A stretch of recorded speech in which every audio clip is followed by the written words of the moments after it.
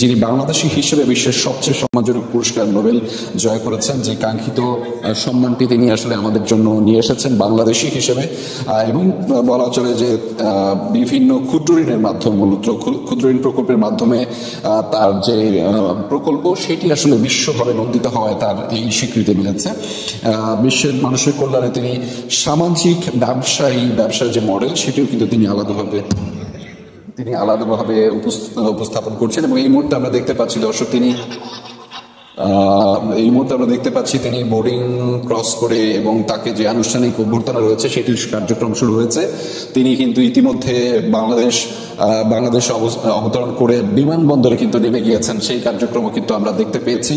আমরা আপনাদেরকেও দেখাচ্ছি দর্শক, সেটি আপনারা নিশ্চয়ই যমুনা টেলিভিশনের পর্দায় দেখতে পাচ্ছেন। অর্থাৎ অন্তর্বর্তীকালীন সরকারের প্রধান উপদেষ্টা হিসেবে দায়িত্ব নিতে যাওয়া ডক্টর মোহাম্মদ ইউনূস এই মুহূর্তে বিমানবন্দরে এসে নামলেন এবং তাকে যে আনুষ্ঠানিক অভ্যর্থনা জানানো হচ্ছে, 3 বাহিনীর প্রধান থেকে শুরু করে আরো ব্যক্তিবর্গ, তারা মূলত সেই কার্যক্রমে অংশ নিচ্ছেন।